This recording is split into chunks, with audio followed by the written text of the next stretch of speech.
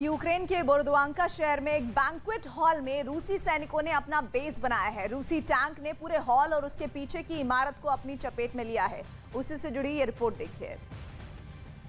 इस वक्त मैं मौजूद हूँ बोरोद्वांका शहर में। इस शहर में कई दिनों तक रूसी सेना का कब्जा रहा था।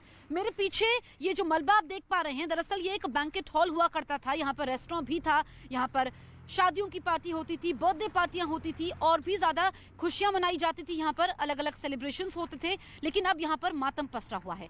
और इस बैंक्वेट हॉल को तबाह करने के पीछे की कहानी भी खौफनाक है। मैं ऐसा क्यों बोल रही हूँ, मैं ये आपको बताऊंगी। ये करम आप ये दिखाइए, दरअसल ये जो मलबा है, यहीं पर रूसी टैंक तैनात थे और रूसी टैंक के पार्ट्स अभी भी यहाँ पर आप देख सकते हैं। ये पार्ट है टैंक का, उधर भी एक पार्ट पड़ा हुआ है और यहीं पर रूसी सैनिकों ने इस टैंक के जरिए इस पूरे इलाके को निशाना बनाया, जो अब वीरान हो चुका है। ये बोरोद्वांका का साइन है, ये आप देख सकते हैं शहर जो इसमें लिखा हुआ है। पीछे वी का साइन आप देख सकते हैं। दरअसल रूसी सेना जहां से भी जाती थी वो वी और जेड का निशान बनाती थी और अपनी मौजूदगी दर्ज की। अब हम अंदर आते हैं, ये आप पूरा एरिया देख सकते हैं। यहीं पर पार्टियां होती थी। आप देखेंगे कि यहाँ पर अब कुछ भी नहीं बचा है। अब पूरी तरीके से तस्वीर अब बदल चुकी है। अंदर वहां पर वो बैंक्वेट हॉल जिसके शीशे अब टूट चुके हैं, वहां पर फिर से इस बैंक्वेट हॉल को शुरू करने का काम शुरू हो रहा है कि कैसे शुरू किया जाए। ये अनएक्सप्लोडेड आर्टिलरी शेल है, इसीलिए रोका जाता है हमें कि हम अंदर तक ना जाएं, क्योंकि जगह जगह इस तरह की आर्टिलरी शेल जो कि अनएक्सप्लोडेड हैं ये मिल जाती हैं और ये अगर ये फायर के संपर्क में आती हैं तो फिर यहाँ पर धमाका हो जाता है, हो सकता है। ऐसे में बहुत ही सावधानी से हम भी रिपोर्टिंग कर रहे हैं और जगह जगह इस तरह की अनएक्सप्लोडेड शेल्स रूसी सैनिक छोड़ करके गए, बहुत सारे अपने हथियार भी छोड़ करके गए। यहीं पर अलग अलग आयोजन होते थे, ये जिनको खुले में पार्टी करनी होती थी, अंदर कवर्ड ये पूरा एरिया था, लेकिन अब सब कुछ तहस नहस हो चुका है। रूसी सेना का तांडव यहाँ पर कई दिनों तक देखने को मिला था। इसी बैंक्वेट हॉल को उन्होंने अपने रहने का जरिया बनाया। कई दिनों तक वो लोग यहाँ पर मौजूद थे। कैमरा पर्सन करम सिंह के साथ जसप्रीत कौर, न्यूज़ 18 इंडिया। और पुतिन की सेना ने भले ही आज मारिउपोल पर कब्जे का औपचारिक ऐलान कर दिया, लेकिन कीव अब भी उनके लिए दूर है। कीव में स्थिति अभी सामान्य है, लेकिन पुतिन ने जो प्लान दक्षिण यूक्रेन के लिए तैयार किया था उसमें वो कामयाब होते नजर आ रहे हैं। लेकिन कीव के लिए क्या है पुतिन का प्लान? क्या पुतिन कीव से अपनी सेना पीछे हटाकर दुनिया को भटका रहे हैं? देखिए इस रिपोर्ट को।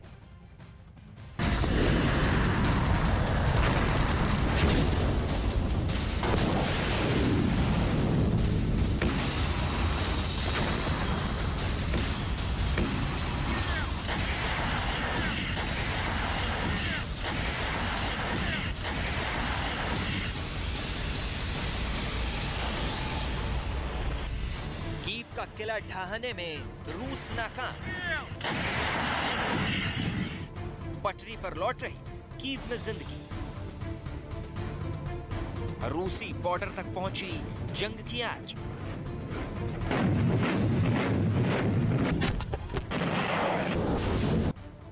ज़ेलेंस्की के चक्रव्यूह में पुतिन।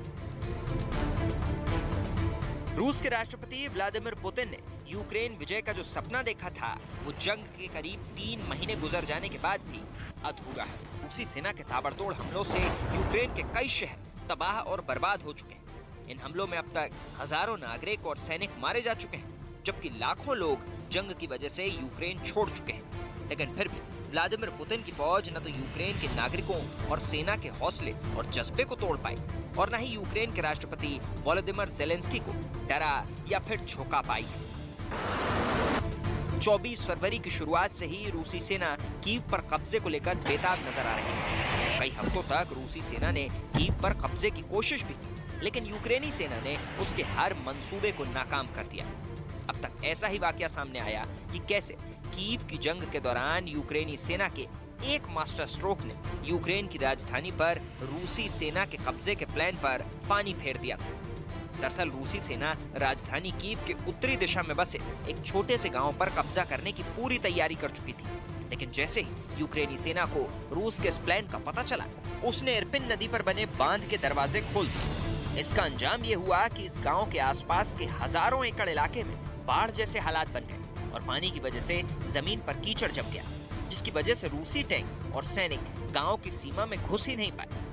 इतना ही नहीं, रूस की सेना को कीव तक ना पहुंचने देने के लिए यूक्रेन की सेना ने कीव और उसके आसपास के इलाकों को जोड़ने वाले कई पुल खुद ही उड़ा दिए। नतीजतन रूसी सेना कीव तक पहुंच ही नहीं पाई और कई हफ्तों तक राजधानी कीव पर बमबारी और हवाई हमले करने के बावजूद वो कीव के किले को भेदने में नाकाम रही थी। ऐसे ही एक पुल पर न्यूज़ 18 की टीम पहुंची।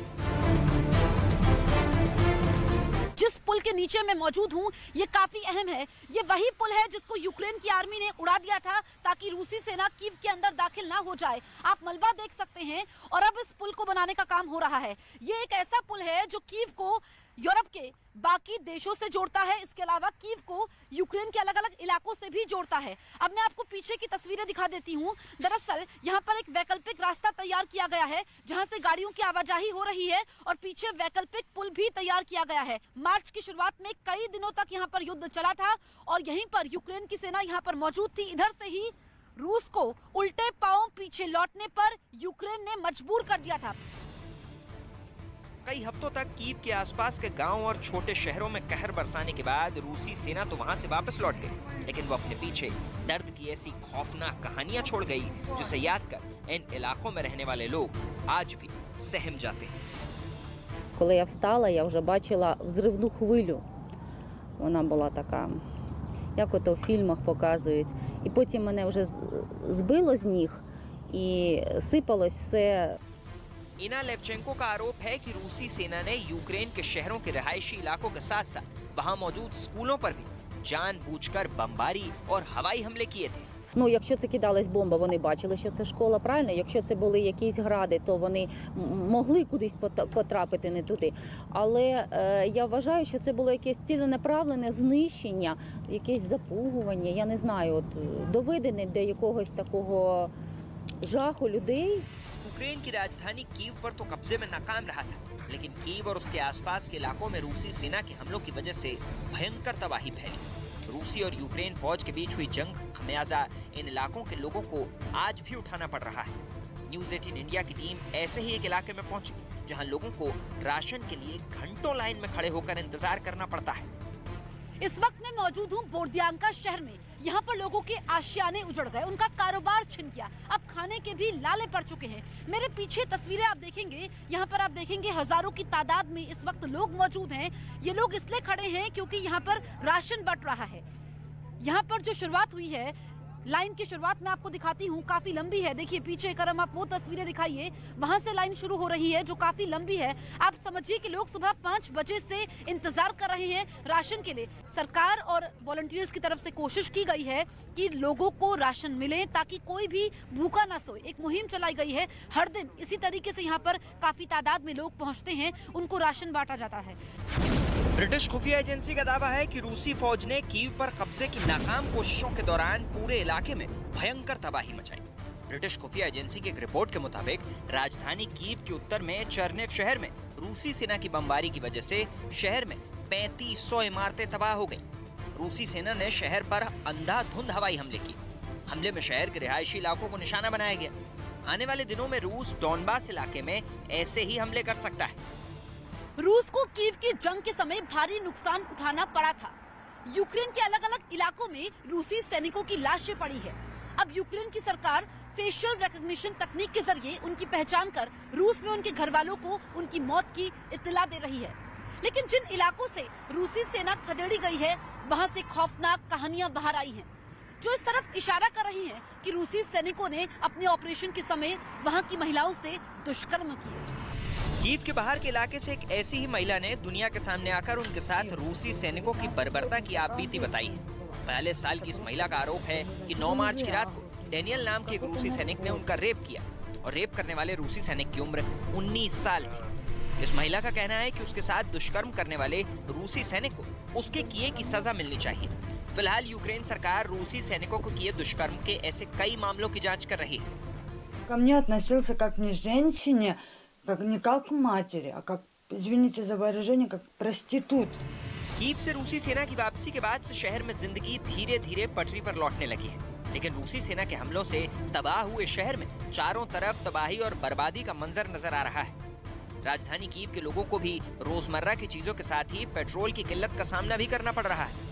लिहाजा शहर के लोग अब इलेक्ट्रिक कारों का इस्तेमाल कर रहे हैं। It's a very difficult period for Ukrainian, and even people who lost their jobs, they are ready to buy electric vehicles because they need to earn money, they need to drive, they just need to take their children to different places, it's clear. And nowadays the popularity is increasing and increasing, and I see only the future of the electric vehicles. Купляти, тому що дуже важко до кав'ярні добиратися. Тому взяв велосипед собі, майже на останні там гроші, там все взяв, таке все купую. Ось, і ніскільки не жалію про цей вчинок, ось катаю собі. Kyiv ही नहीं बल्कि Kharkiv में भी रूसी सेना को मुंहतोड़ जवाब मिला है। आलम यह है कि आज की तारीख में यूक्रेन की सेना रूस के बॉर्डर पर खड़ी है। कभी कीव के किले का ख्वाब देखने वाली रूसी सेना को आज अपनी ही सीमा बचाने की नौबत आ गई है, वो भी यूक्रेन के सैनिकों से। रूस ने यूक्रेन पर हमला कर जिस जंग का आगाज किया था, आज की तारीख में उस जंग की आंच खुद रूस की सीमा तक पहुंच गई है।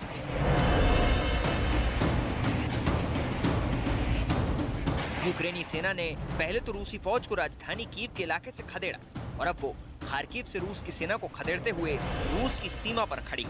और यूक्रेन के सैनिक का ये बयान रूस और यूक्रेन के बीच जारी जंग की इस हकीकत को बयां करता है। Центральна оборона України вийшов на рубіж і кордон, на роздільну смугу з Російською Федерацією, з країною-окупантом. Ми дійшли, пане президент, ми тут. Ось з нами прикордонник. Передаємо йому знак за нашою службою, який знак? 910-1. Пане президент, ми дійшли.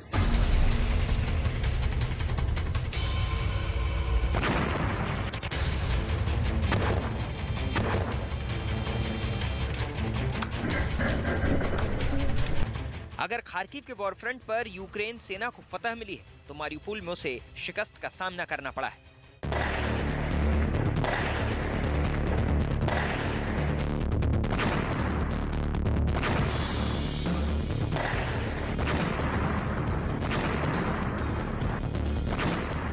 करीब 82 दिन की जंग के बाद अजोवस्ताल स्टील प्लांट की हिफाजत की जंग लड़ रहे यूक्रेनी सेना की अजोव बटालियन के 265 सैनिकों ने सरेंडर कर दिया। इनमें 51 यूक्रेनी सैनिक गंभीर रूप से जख्मी हैं। अजोवस्ताल स्टील प्लांट से बाहर निकलते वक्त इन सैनिकों को उनके साथी स्ट्रेचर पर उठाए हुए थे। रूस और यूक्रेन के बीच हुए करार के मुताबिक अजोवस्ताल में पकड़े गए यूक्रेनी सैनिकों को रूसी सैनिकों की रिहाई के लिए इस्तेमाल किया जाएगा।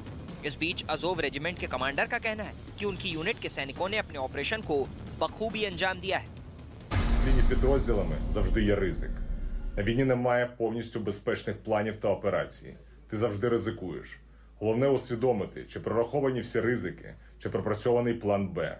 Чи віддався ти повністю цьому плану, який повинен поєднувати в собі виконання поставленої задачі та максимальне збереження життя та здоров'я особового складу.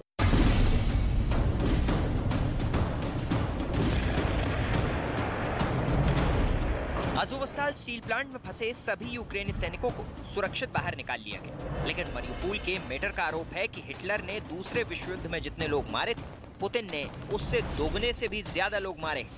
उनका आरोप है कि दूसरे विश्व युद्ध के दौरान 2 साल तक मारियुपोल पर नाजी सेना का कब्जा रहा और नाजी सेना ने शहर के 10,000 लोगों को मारा था। लेकिन रूसी सेना ने मारियुपोल में महज 2 महीने की लड़ाई में ही 20,000 से ज्यादा लोगों को मार दिया। यूक्रेन सरकार का यह दावा है कि अभी भी मारियुपोल शहर के करीब 3,000 लोगों को रूसी सेना ने कैद किया हुआ है।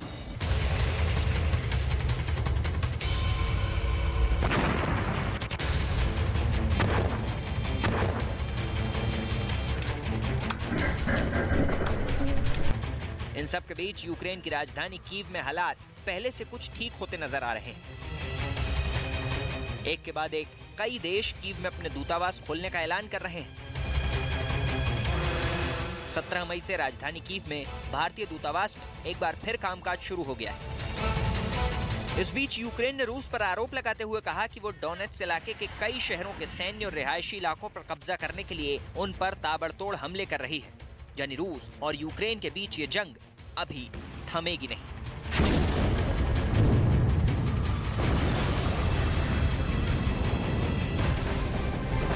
इस वक्त